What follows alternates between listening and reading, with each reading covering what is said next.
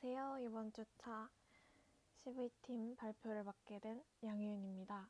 첫 번째로 저희가 교재로 사용하고 있는 핸즈온 머신러닝의 챕터 10 케라스를 사용한 인공신경망 소개에 대해서 발표를 해볼 텐데요. 아무래도 책을 모두 다 읽으시고 그렇기 때문에 코드 리뷰를 위주로 발제를 진행하도록 하겠습니다. 앞으로 저희가 신경망을 구현하거나 할 때 가장 주요하게 기본이 되는 것들을 오늘 다루게 될 텐데요. 첫 번째로 퍼셉트론에 대해서 먼저 보겠습니다.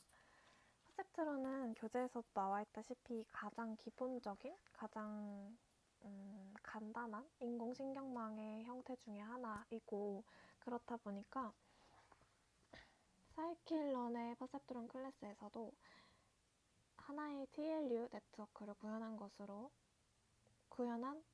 것입니다. 네, 그래서 여기서 들어가 보시면 퍼셉트론 모델이 리니어 모델 중에 하나로 분류가 되고 있고 이런 파라미터들을 갖고 있는 것을 알 수 있습니다. 그래서 저희가 퍼셉트론을 이용을 해서 해볼 태스크는 붓꽃 데이터, 여러분들이 흔히 아시는 아이리스 데이터를 이용을 해서 선형 분류를 한번 해볼 텐데 데이터를 한번 볼까요?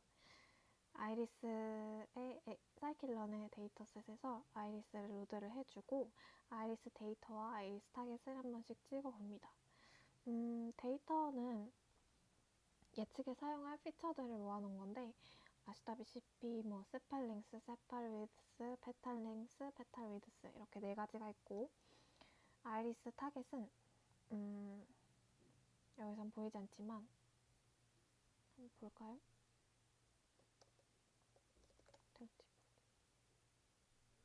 네, 여기서 보실 수 있다시피 0, 1, 2, 3 세 가지의 붓꽃 종류로 나눠져 있는 것을 보실 수 있습니다. 저희는 선형 분류기로서 사용을 할 거기 때문에 변수도 아까 봤던 4개 중에서 마지막 2개만을 사용을 하고 y는 0이 아니면 그러니까 레이블이 0이면 참이고 0이 아니면 거짓이다. 그래서 1, 0으로 나누는 이진 분류를 한번 해보도록 하겠습니다. 트레인 테스트를 나눌 건데요. 저희가 트레인을 해보고 테스트로서 얼마나 정확도가 나왔는지 파악을 해보고 싶어서 테스트 사이즈를 0.3으로 두고 스플릿을 한 다음에 스케일링을 한번 해줄 겁니다. 스탠다드 스케일러로 한번 스케일링을 해주고 트레인 데이터에다가 피팅을 시켜준 다음에 트레인 데이터를 통해서 피팅시킨 스케일러로 트레인 데이터에 트랜스폼을 해주고 테스트 데이터를 트랜스폼 해줍니다. 그래서 여기서 보시다시피 원래 엑스트레이는 10개만 뽑아볼게요. 그래서 이렇게 보면은 이렇게 조금 다양한 값들이 있죠. 0.4도 있고 6.4도 있고 이런데 스케일링을 해주면 이렇게 조금 표준화된 그런 범위가 일정한 그런 값들이 나오게 됩니다. 그래서 이 스케일링 된 X트레인을 넣어주고 Y트레인을 넣어주고 해서 퍼셉트론을 이렇게 불러 모델링을 해주면 피팅을 통해서 학습을 시킬 수가 있겠죠? 네. 그 교재에서도 말씀드리고 여기서 API 문서를 통해서도 볼 수 있듯이 SGD 클래시파이어가 로스를 퍼셉트론으로 지정을 하고 나머지 하이퍼 파라미터들도 이런 식으로 지정을 하게 되면 동일한 모델로서 작용을 하게 된다고 하네요. 네, 나중에 써보시면 좋을 것 같아요. 그래서 이렇게 학습을 해준 다음에 테스트를 통해서 프레딕션 하고 어큐러시를 확인을 해보면 다른 머신러닝 기본적인 리니어 로지스틱 리그레션이나 그런 걸 사용을 했을 때보다 조금 좋은 1.0에 갖고 진짜 1.0은 아니겠지만 1.0에 가까운 수가 나오는 것을 볼 수 있습니다. 그래서 이렇게 퍼셉트론, 가장 간단한 신경망 구조인 퍼셉트론에 대해서 이야기를 해봤고 두 번째로 이제 본격적으로 저희가 신경망을 구현을 해볼 거예요. 먼저 시퀀셜 API를 이용해서 분류 모델을 만든다 라는 부제 소제목을 갖고 있는데, 케라스 API 문서 링크를 조금 달아놨어요. 여기서 보시면 모델 클래스도 있고 시퀀셜 클래스도 있고, 여기서는 약간 모델의 전반적인 내용을 관장하는 것, 여기서는 각각의 레이어를 어떤 레이어를 사용을 할까.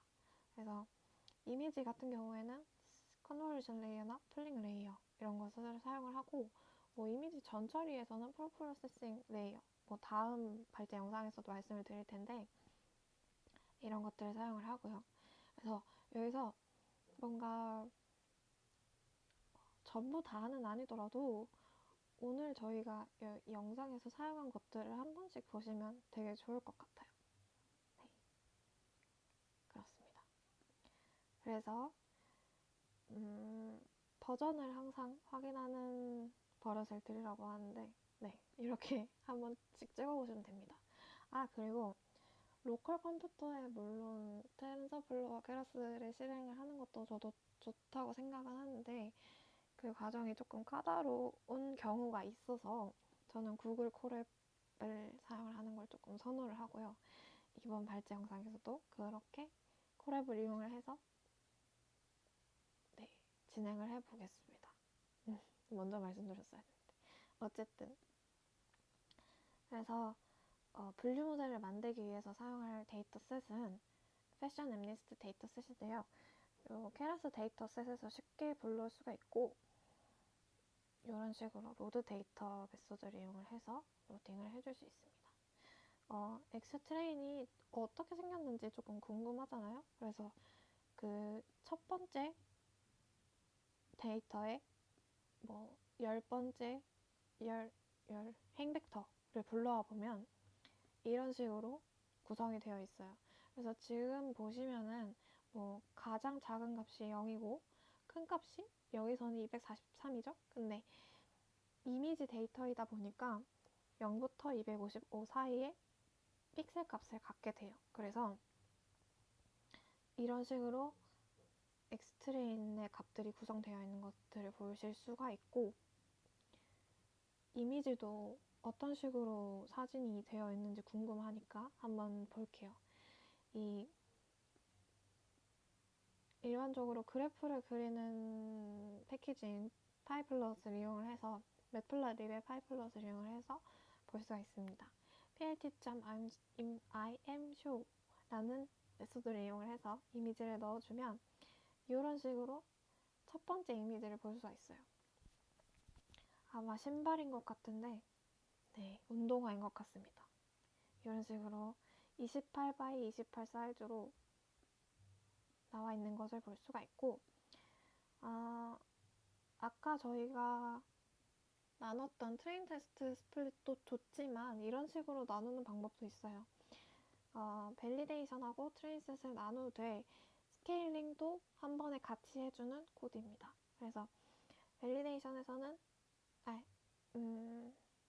밸리데이션 데이터를 구성을 하기 위해서 앞서 불러왔던 트레인 풀 데이터에서 첫 번째 5,000개를 밸리데이션 셋으로 떼어내고, 그 5,000개 이후의 데이터들은 트레인을 위한 데이터셋으로 떼어내는 그런 분리 작업을 하면서 그 데이터셋을 255.5로 나눠줌으로써 여기서 아까 봤던 그 행벡터들이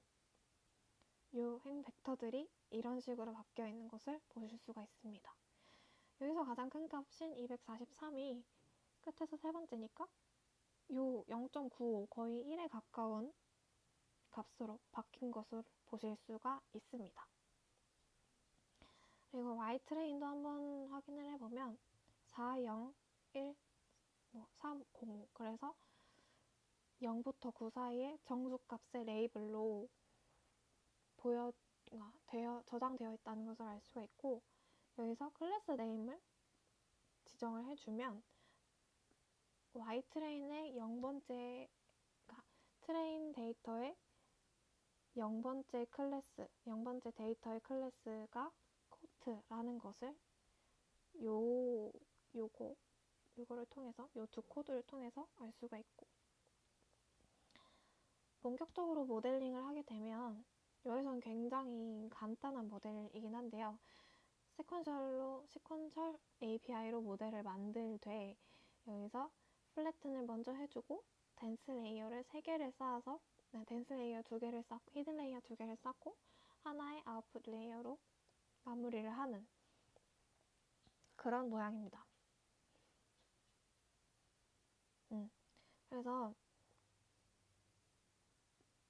첫 번째에 봤던 풀 쉐입을 뽑았을 때도 알 수 있듯이 28x28 데이터 이미지이기 때문에 데이터이기 때문에 인풋 쉐입을 28:28로 넣어주고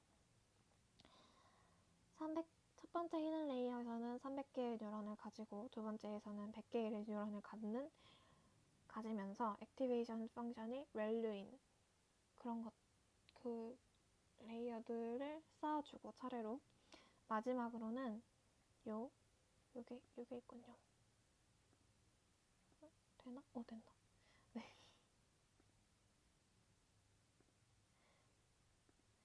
요 액티베이션 펑션으로 소프트 맥스를 써줄 거예요. 저희가 앞서 말씀드렸다시피 0부터 9에 10개의 클래스를 나누는 거기 때문에 바이너리 클래시피케이션에서 흔히 사용하는 이진 분류에서 사용을 하는 그런 시그모이드, 로지스틱 함수는 사용을 하면 안 되고, 여기서는 각 클래스의 속할 확률을 뽑아낼 수 있는 소프트맥스를 사용을 하는 것이 맞습니다. 그래서 이런 식으로 구성을 하고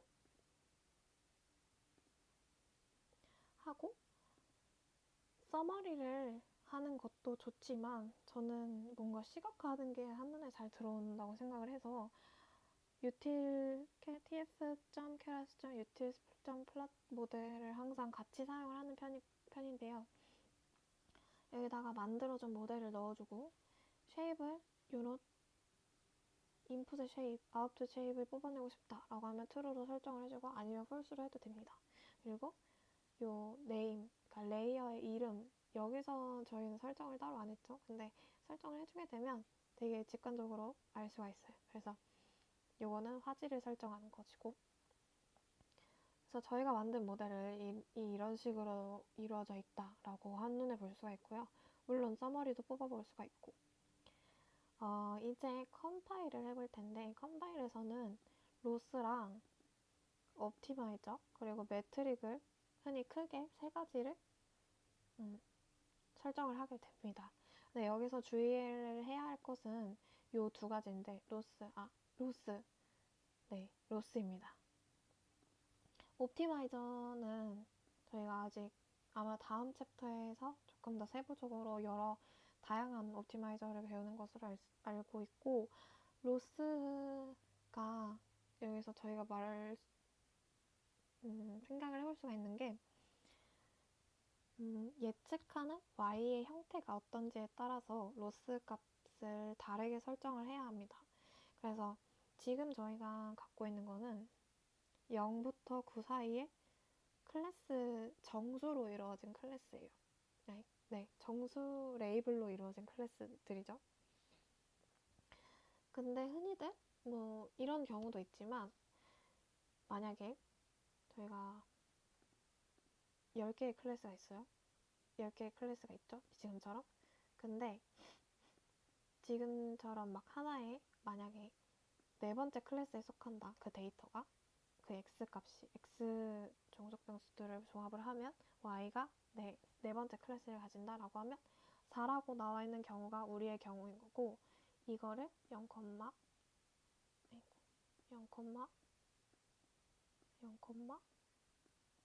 1, 영 그리고 여기 얘는 0. 그러니까 클래스에 해당하는 숫자만 1로 이루어져 있고 나머지는 0인 원합 벡터의 형태일 수도 있단 말이죠.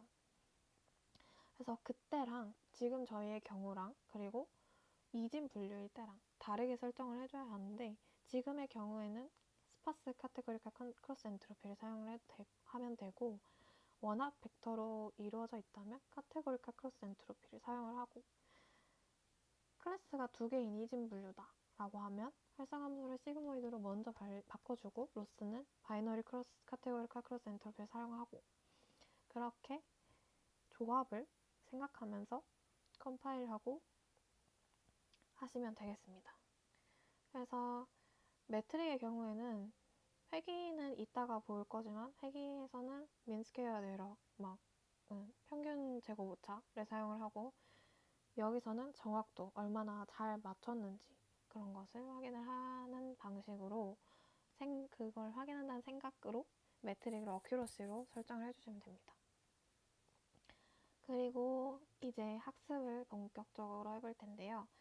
여기다 X트레인, Y트레인 넣어주고 그쵸? 아까 저희가 떼어냈던 거 이런 것들 요걸 이용을 해서 넣어주고 Fok은 30 정도 밸리데이션 데이터는 밸리데이션 아까 떼어냈던 5000개를 이용을 해서 하고 이렇게 학습이 Fok을 30을 찍고 마무리가 됩니다. 그러면 밸리데이션 스코어가 계속 올라가죠. 잘 맞추고 있어요. 그리고 어큐러시도 조금씩 올라가요. 근데 차이가 많이 크지가 않죠. 이 플롯 그려본 것도 한 번 더 보면 요 색깔이 조금 애매하긴 한데 색깔이 조금 헷갈리는 경향이 없지 않아 있죠. 그래도 한번 보자면 요 로스랑 초록색과 파란색과 주황색이 트레인셋에서의 로스와 어큐러시고 초록색과 빨간색이 밸리데이션 로스와 어큐러시예요. 그래서 여기서 보면은 막 그렇게 많이 트레인과 밸리데이션 세션에서 각각에서 많이 차이가 나지 않고 그렇다는 점에서 과대적합이나 과소적합이 일어났다 라고 보기는 어렵고 과대적합도 사실 과소적합이 일어났다고 보기 어려운 게 아니라 과대적합이 일어났다고 보기 어렵죠. 그래서 이 정도면은 꽤 괜찮은 학습을 했다라고 판단을 하고 이밸류에이션을 해줄 겁니다. X테스트와 Y테스트를 이용을 해서 이밸류에이션을 해줄 건데 여기서는 어큐러시가 0.8840 정도 나오네요. 나쁘지 않습니다. 아마 저희 과제가 0.9 몇을 넘는 걸로 알고 있는데 여기서 조금 발전을 시키면 되지 않을까 싶습니다. 뭐 다양한 방법을 사용할 수 있을 것 같습니다.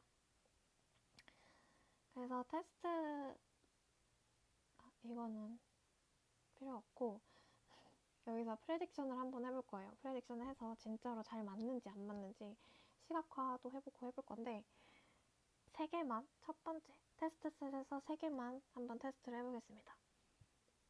그래서 서브 X 서브로 3개를 뽑아서 모델 프레딕트를 써볼 거예요. 근데 여기서 프레딕트를 사용을 하면 각 그 X 데이터로 어떤 클래스의 X 데이터로 예측을 하고 어떤 클래스에 속할 확률, 그러니까 1클래스에서는 0.00000 속할 확률이 있다. 그래서 여기서는 10번째 클래스에 0.98의 확률로 속한다는 거예요. 그래서 프레딕트를 하면 확률의 형태로 나오고 각 클래스에 속할 확률의 형태로 나오고 원래는 프레딕트 클래스가 있었는데 아마 올해 초에 없어진 걸로 알고 있습니다. 그래서 약간 원래 한 줄이면 됐는데 이 프레딕트를 하고 프레딕트로 프로바빌리티를 뽑아낸 다음에 NP 아그소트를 이용을 해서 요 리스트에서 가장 큰 값의 인덱스를 뽑아올 수 있게 하는 함수인 NP 아그소트를 통해서 얻어낼 수가 있습니다. 그래서 이거를 가지고 진짜 예측한 클래스와 실제 클래스가 얼마나 일치하는지 한번 사진도 같이 보면은 네, 여기 이 세 개는 모두 일치하는 것을 볼 수가 있죠. 정확도가 괜찮은 분류기입니다.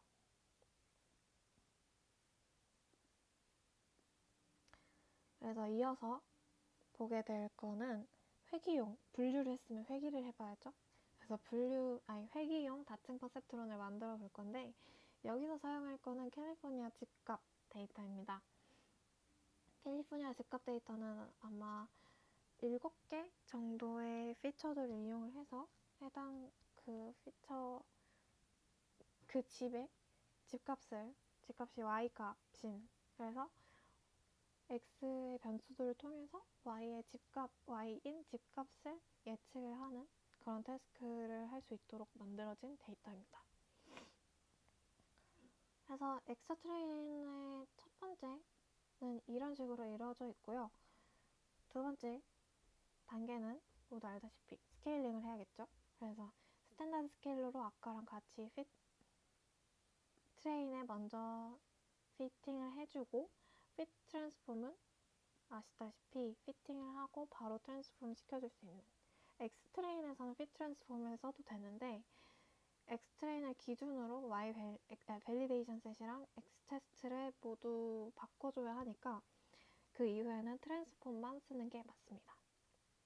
그래서 이렇게 바꿔주면 이런 식으로 범위가 바뀌는 것을 보실 수 있겠죠. 그렇게 X의 데이터에 대한 가공을 마치고 나면 모델링을 해보겠습니다. 엄청 간단한 모델을 만들었어요.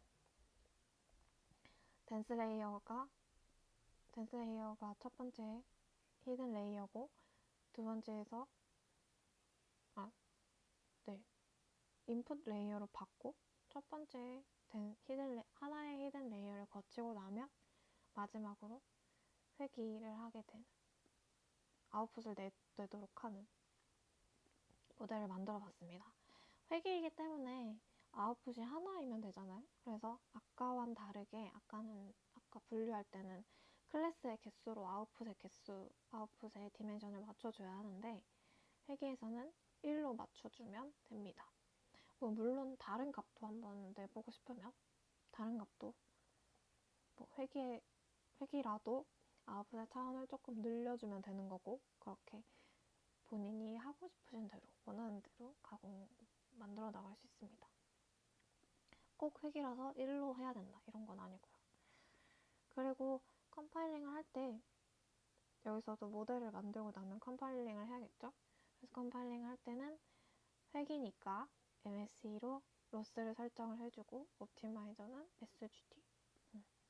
그래서 여기서 플롯 해봤고 그 다음에 피팅을 해봅니다. 피팅도 동일한 방식으로 이루어지고 그래서 클래시피케이션과 리그레션의 주요한 차이점이라고 생각을 하면 마지막에 아웃풋 디멘션 이거는 태스크에 따라서 모두 달라지는 거니까 그거는 항상 염두에 두시고 그리고 요 로스랑 매트릭을 잘 생각하고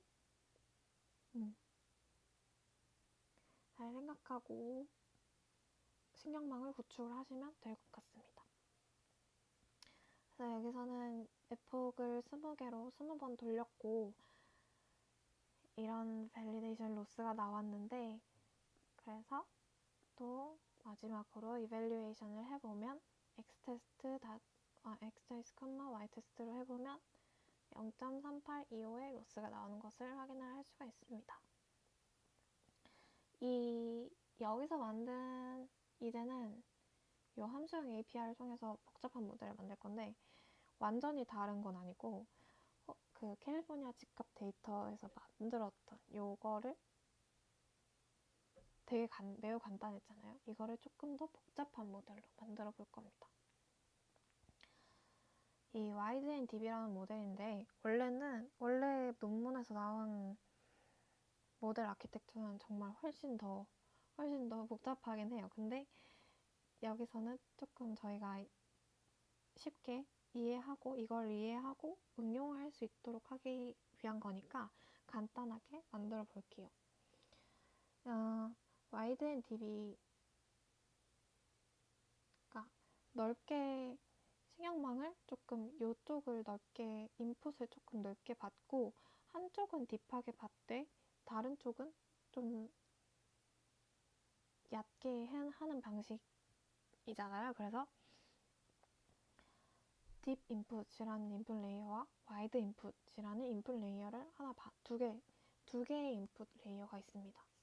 그래서 여기서 그러니까 인풋 A와 인풋 B를 각각 선언을 해주고 여기서 사용하는 것도 함수형 API잖아요. 저희가 이전에 사용했던 시퀀셜하고 조금 다른데 어렵지 않습니다. 이 히든 레이어에서 인풋 레이어 다음에 그러니까 여기서 딥 인풋 다음에 히든 레이어가 오잖아요. 이 히든 레이어들이 이어주면 되는 거예요. 그러니까 인풋 B에서 이게 딥 인풋입니다. 이름에서도 알 수 있듯이 그래서 요 딥 인풋에서 히든 1이 이어져야 하니까 히든 1을 만들어주면서 인풋 B를 이어주고 히든 2에서 히든 1의 아웃풋을 가지고 히든 2의 인풋으로 넣어주는 거니까 히든 2를 선언을 하면서 이렇게 이어주면 돼요. 이런 식으로. 그래서 요 컨캐팅 이렇게 이어주고 나면 요 와이드 인풋과 히든 2 요거의 아웃풋이랑 이어줄 거예요. 그러니까 진짜 이어준다는 말을 너무 자주 쓰는 것 같지만 요거의 아웃풋과 이 인풋 레이어의 인풋과 이것을 합쳐준다는 건데요.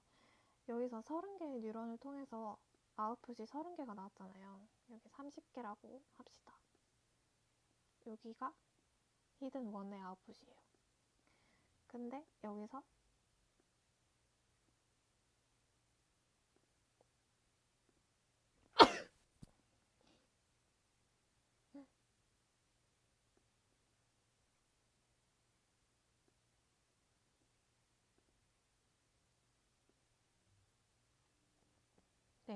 여기서 요게 새로운 인풋인 거예요. 그러니까 여기서는 인풋 B를 통해서 인풋 B에서 히든 1 레이어를 거쳐서 히든 1, 히든 2까지 거쳐서 나온 아웃풋과 인풋 A의 그러니까 인풋 A를 합쳐야죠. 마지막에 예측을 하려면. 그러니까 이것을 정말 이렇게 딱 옆으로 붙여주는 거예요. 컨캐티는. 그래서 총 35, 이 10개수가 35인 아웃풋이 나오게 됩니다. 그래서 여기서 히든 레이어를 한번 거쳐서 마지막 값을 예측을 하는 그런 식의 모델입니다. 여기서 그래서 요렇게 컨캐팅하고 아웃풋 레이어까지 짜고 마지막에 함수형 API는 모델에서 keras.model 그리고 input A, B, 아웃풋은 output 이렇게 명명 이런 식으로 정리를 한번 해주고 이런 식으로 해줘야 모델이 생성이 됩니다. 그리고 또 컴파일을 또 아까와 회귀 문제니까 로스 MSE 해주고 옵티마이저는 SGT 여기서는 조금 러닝 레이스를 넣어봤어요. 그렇게 하고 여기서 모델 설정이 다 끝나고 모델에 따라서 저희가 이전에 썼던 캘리포니아 직급 데이터를 여기서 X트레인, X테스트를 만들어 놨던 걸 요 5개와 6개의 인풋으로 쪼개줘야 되겠죠. 이 인풋들이 겹칠 수 있어요. 겹칠 수 있고, 네, 겹칠 수 있으니까 이런 식으로 해줄 거예요. 저희가 원래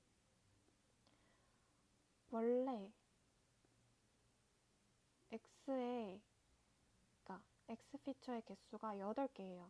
근데 6개, 5개니까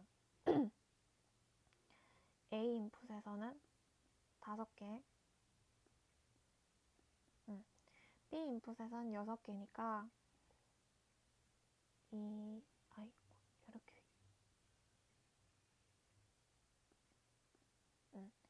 요 5개가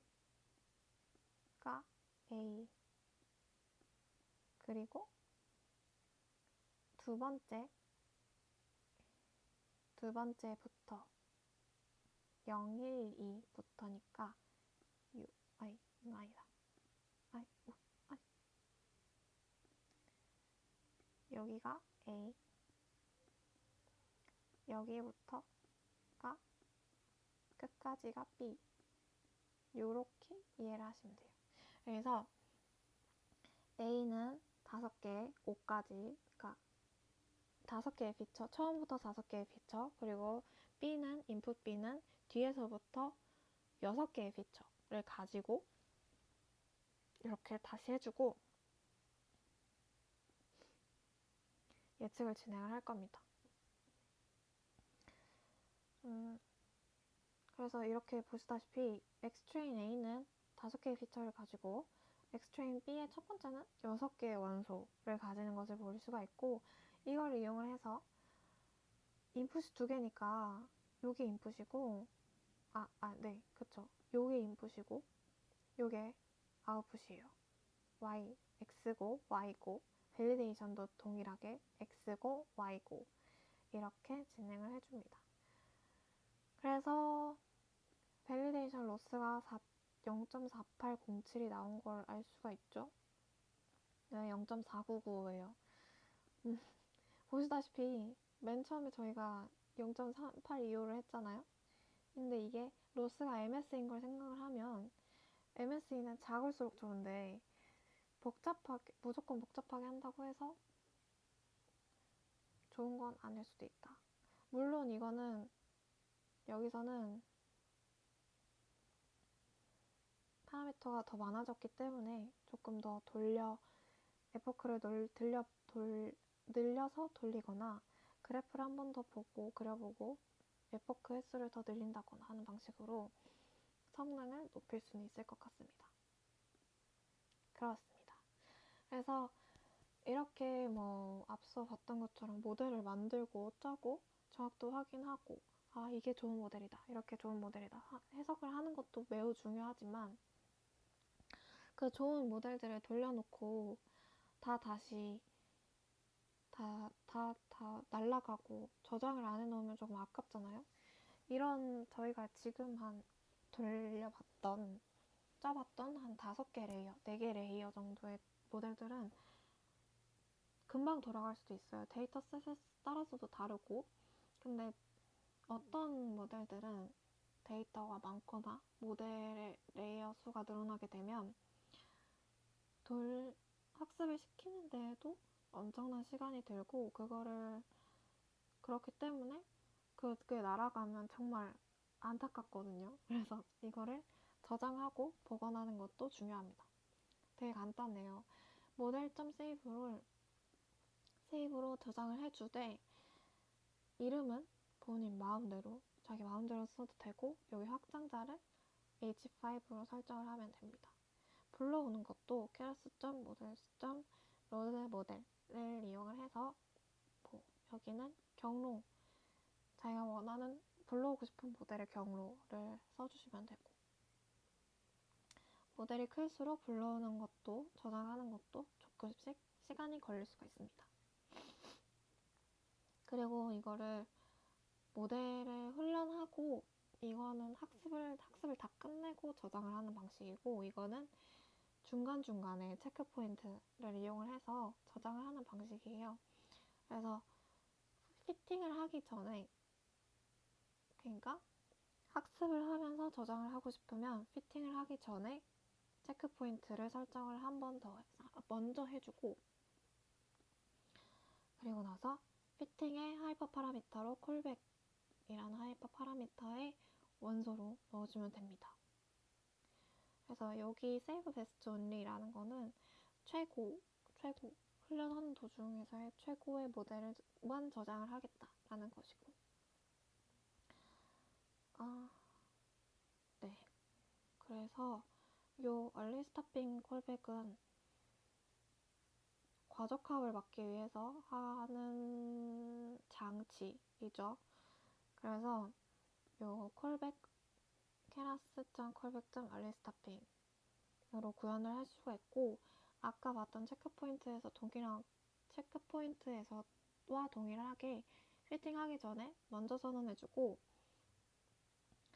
여기서 patience는 밸리데이션 로스나 밸리데이션 스코어가 에포크가 10번이 돌 동안 더 좋아지지 않는다 라는 의미죠. 그래서 만약에 100개를 돌렸는데 79번째 에포크부터 89번째 에포크까지 성능이 좋아지지 않는 거예요. 그러면 89번째 에포크를 돌고 얘까지도 성능이 안 좋으면 그 학습을 종료를 시키고 79번째 모델을 저장하는 거죠. 그래서 여기서 체크포인트 콜백과 early stopping 콜백을 같이 넣어서 사용을 해주면 됩니다. 이렇게 복원도 하고 그렇게 할 수 있으면 매우 좋죠. 네. 이 코드는 텐서보드를 사용을 하는 건데, 텐서보드 좋습니다. 저도 이번 기회에 되게 처음 사용해봤는데, 콜앱에서도 정말 쉽게 구현을 해볼 수가 있고, 여기서 로그 데이터를 저장할 폴더를 먼저 만들어주고, 콜백에서 아까 썼던 콜백이죠. 콜백에서 그 중에 하나인 텐서보드에 콜백을 정의를 해줘요. 우리가 생성을 해놨던 폴더에 디렉토리를 넣어주고, 그래서 피팅을 하면서 콜백을 텐서보드 콜백으로 하겠다라고 해주고, 하고 나서 요 매직 커맨드를 입력을 해주면 요런 텐서보드가 나옵니다. 그래서 여기서 이렇게 요 스텝에 따라서 얼마나 밸류가 줄었는지, 얼마나 로스가 줄어들고 있는지 볼 수도 있고, 여러 번 저거를 학습을 하면 각 학습에서의 이런 그래프가 나온다고 합니다. 좋은 것 같습니다. 네, 그래서 텐서보드는 이 정도로 볼 수가 있고, 마지막으로 신경망 하이퍼 파라미터 튜닝을 하는 건데, 여기서는 조금 다른 모델을 정의를 해봤어요. 이것들은 인풋 레이어 정의를 하고 히든 레이어를 정의를 하는데, 포문을 통해서 히든 레이어의 뉴런과 포문을 통해서 히든 레이어를 여러 개 정의를 할 수가 있고, 마지막으로 아웃풋이 1인 댄스 레이어. 그래서 회귀 문제를 해결을 할 수가 있는 그런 모델을, 신경망을 구축을 하는 함수를 하나 정의를 해놨고, 요렇게 함수를 정의하는 펑션을 하나 만들어 놓으면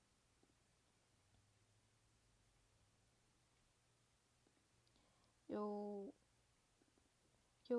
함수를 통해서 케라스 리그레서라는 래퍼를 이용해서 묶어줄 수가 있습니다. 그래서 요 케라스 리그레서가 이런 것들을 이용을 해서 피팅을 할 수도 있고 스코어도 볼 수가 있죠. 네, 여기서는 실행이 어쩐 이유에서인지 잘 안 되는데, 그래서 이렇게 할 수가 있고, 이 인풋 쉐입이 8이니까 저희가 아까 썼던 캘리포니아 집값 데이터를 바로 사용할 수가 있어요. 그래서 이런 식으로 해서 마지막에 테스트 로스가 0.3672인 것을 볼 수가 있고, 여기서 중요한 거는 아까 그렇게 케라스 리그레서로 묶어주면, 래퍼로 묶어주면 이전에 랜덤이래. 머신러닝에서 사이클런에서 사용을 했던 랜덤 서치 크로스 밸리데이션 메소드를 동일한 방식으로 사용을 할 수 있습니다. 이게 가장 뭔가 이 내용의 포인트?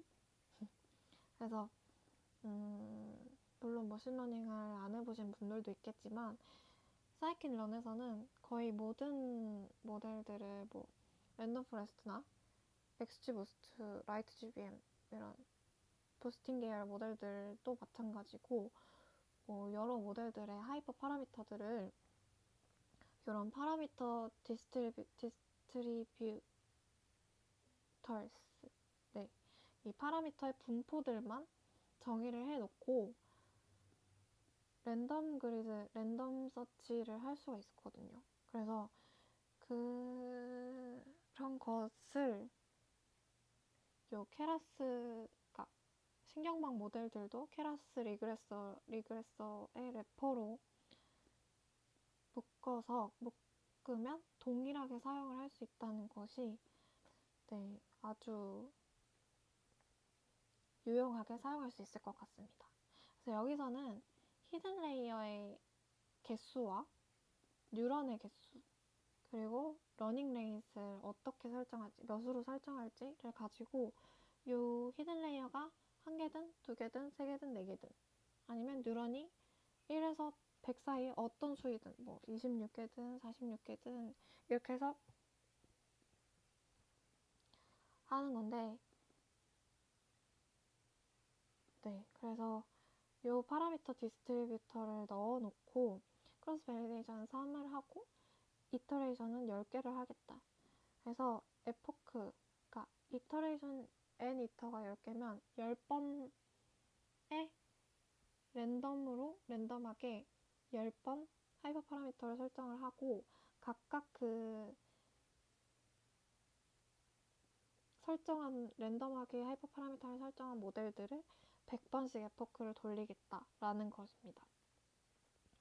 그래서 여기서도 얼리스타핑을 아까 말씀드렸던 얼리스타핑을 설정을 해주고 그래서 이렇게 하게 되면 이 문제는 근데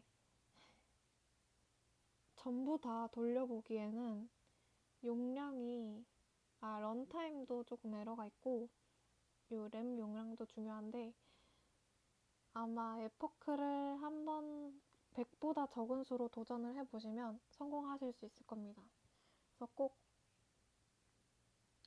이거는 꼭 해보셨으면 좋겠어요. 아주 유용한 툴이 될 것 같습니다. 그래서 요거까지 찍어보시면 좋을 것 같고 네, 그래서 이렇게 핸즈온 머신러닝 10장에 대해서 설명을 해봤는데요. 제가 이 서버 클래싱 API로 동적 모델을 만드는 것도 설명을 드릴까 했었는데 아무래도 이 부분은 조금 더 익숙해진 다음에 신경망 구조에 대해서 더 익숙해진 다음에 본인이 좀 더 내가 이런 것도 해보고 싶고 저런 것도 해보고 싶다. 내 그런 자유도가 높은 모델을 만들고 싶을 때 한 번 더 읽어보시고 사용을 해보시면 좋을 것 같아요. 이번 영상에서는 앞선 부분들만 해도 조금 충분하다고, 앞선 부분들을 잘 익히기만 해도 충분하다고 생각을 합니다. 네. 좀 긴 발제지만 들어주셔서 감사하고, 교재에 있는 코드들 거의 비슷하거든요. 제가 오늘 여기서 보여드린 거. 그래서 한 번씩 꼭 다 해보셨으면 좋겠습니다. 감사합니다.